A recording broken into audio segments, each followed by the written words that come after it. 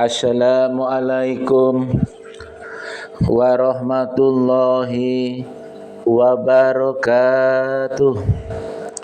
Bismillah, alhamdulillah, wa syukurillah, la haula wa la quwata illa billah. Sahabat Gusbin dimana saja berada, untuk kultum kali ini yang bertema pemuda yang dijanjikan akan mendapatkan naungan Allah Ta'ala. Sahabat Gusbin dimana saja berada, Rasulullah Sallallahu Alaihi Wasallam bersabda, ada 7 golongan manusia yang akan dinaungi oleh Allah dalam naungannya pada hari yang tidak ada naungan sama sekali kecuali naungannya, dan seorang pemuda yang tumbuh dalam ibadah ketaatan kepada Allah. Hadis yang agung ini menunjukkan betapa besarnya perhatian Islam terhadap hal-hal yang mendatangkan kebaikan bagi seorang pemuda muslim, sekaligus menjelaskan keutamaan besar bagi seorang pemuda yang memiliki sifat yang disebutkan dalam hadis ini. Syekh Salim Al-Hilal berkata, hadis ini menunjukkan keutamaan pemuda yang tumbuh dalam ketaatan kepada Allah, sehingga dia selalu menjauhi perbuatan maksiat dan keburukan. Imam Abul Ula Mubarakfuri berkata, dalam hadis ini Rasulullah SAW menghususkan, menyebutkan seorang pemuda karena usia muda adalah masa yang berpotensi besar untuk didominasi oleh nafsu syahwat. Disebabkan kuatnya pendorong untuk mengikuti hawa nafsu pada diri seorang pemuda, maka dalam kondisi seperti ini untuk berkomitmen dalam ibadah ketaatan kepada Allah tentu lebih sulit, dan ini menunjukkan kuatnya nilai ketakwaan dalam diri orang tersebut. Dalam hadis lainnya Rasulullah SAW bersabda, sesungguhnya Allah Ta'ala benar-benar kagum terhadap seorang pemuda yang tidak memiliki syahwat. Artinya pemuda yang tidak memperturutkan hawa nafsunya, dengan dia membiasakan dirinya melakukan kebaikan dan berusaha keras menjauhi keburukan. Inilah sosok pemuda muslim yang dicintai oleh Allah dan pandai menyukuri nikmat besar yang Allah Ta'ala anugerahkan kepadanya, serta mampu berjuang menundukkan hawa nafsunya pada saat-saat tarikan nafsu sedang kuat-kuatnya menjerat seorang manusia. Ini tentu merupakan hal yang sangat sulit dan berat, maka wajar jika kita kemudian Allah Ta'ala memberikan balasan pahala dan keutamaan besar baginya.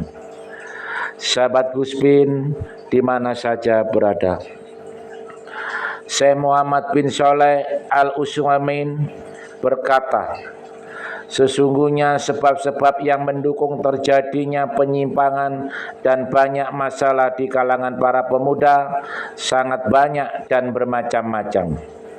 Karena manusia di masa remaja akan mengalami pertumbuhan besar pada fisik, pikiran, dan akalnya. Karena masa remaja adalah masa pertumbuhan, sehingga timbullah perubahan yang sangat cepat pada dirinya. Oleh karena itulah dalam masa ini sangat dibutuhkan terjadinya sarana-sarana untuk membatasi diri, mengekang nafsu, dan pengarahan yang bijaksana untuk menuntun ke jalan yang lurus. Sahabat Gusbin dimana saja berada, Syekh Al-Utsaimin menjelaskan sebab-sebab yang harus ditempuh untuk memperbaiki akhlak para pemuda berdasarkan petunjuk agama Islam. Antara lain, yang pertama, memanfaatkan waktu luang secara maksimal. Waktu luang bisa menjadi penyakit yang membinasakan pikiran, akal dan potensi fisik manusia, karena diri manusia harus beraktivitas dan berbuat.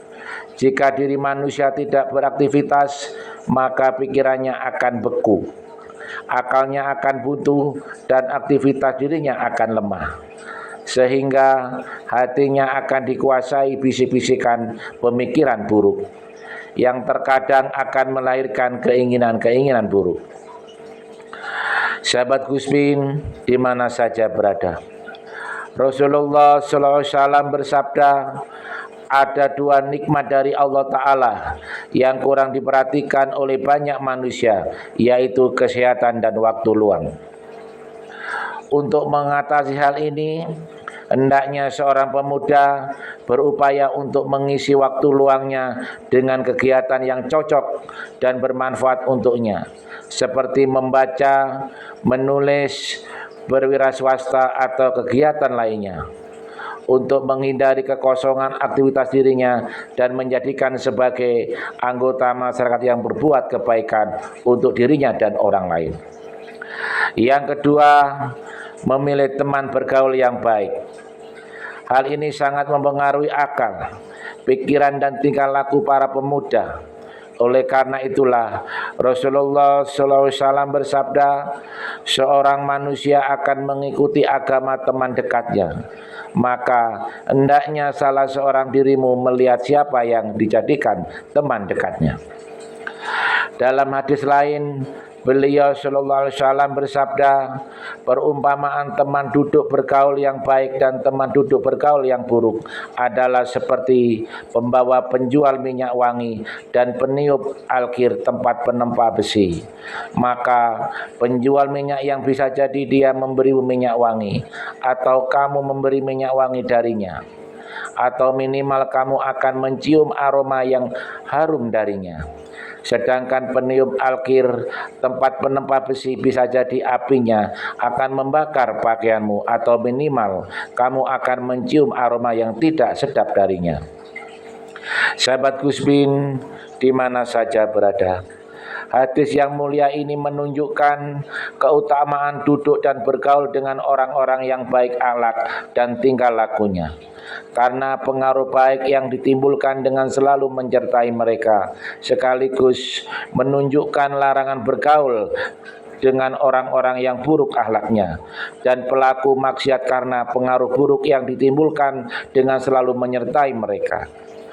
Oleh karena itu, hendaknya seorang pemuda berusaha mencari teman bergaul orang-orang yang baik dan soleh serta berakal, agar dia bisa mengambil manfaat dan kebaikan, kesolehan dan akalnya. Maka hendaknya seorang pemuda menimbang keadaan orang-orang yang akan dijadikan teman bergaulnya dengan meneliti keadaan dan akhlak mereka. Yang ketiga, memilih sumber bacaan yang baik dan bermanfaat. Mengkonsumsi sumber-sumber bacaan yang merusak, baik berupa artikel, surat kabar, majalah dan lain-lain, akan menyebabkan pendangkalan akidah dan agama seseorang, serta menjerumuskannya ke jurang kebinasaan, kefakiran dan keburukan akhlak. Khususnya jika pemuda tersebut tidak memiliki latar belakang pendidikan agama yang kuat dan pola pikir yang benar untuk dapat membedakan antara yang benar yang salah, serta bermanfaat dan membinasakan. Untuk mengatasi masalah ini, hendaknya seorang pemuda menjauhi sumber-sumber bacaan tersebut dan beralih kepada sumber-sumber bacaan lain yang akan menumbuhkan dalam hatinya kecintaan kepada Allah dan Rasul-Nya Shallallahu Alaihi Wasallam, serta menyuburkan keimanan dan amal soleh dalam dirinya. Dan hendaklah dia bersabar dalam melakukan semua itu, karena hawa nafsunya akan menuntut dia dengan keras untuk kembali membaca bacaan-bacaan yang telah biasa dikonsumsinya. dan menjadikannya bosan serta jenuh untuk membaca bacaan-bacaan lain yang bermanfaat. Ibaratnya seperti orang yang berusaha melawan hawa nafsunya untuk melaksanakan ketaatan kepada Allah, tapi nafsunya enggan dan selalu ingin melakukan perbuatan yang sia-sia dan salah. Sahabat Guspin di mana saja berada, demikianlah kultum singkat ini, semoga bermanfaat dan menjadi motivasi bagi kaum muslimin, terutama para pemuda, untuk mengusahakan kebaikan bagi dirinya dan membiasakan dirinya untuk selalu menetapi amal soleh dan ibadah kepada Allah Ta'ala, agar mereka termasuk ke dalam golongan orang-orang yang mendapatkan keutamaan dan kemuliaan besar dari Allah Ta'ala. Akhir kalam, wassalamualaikum warahmatullahi wabarakatuh.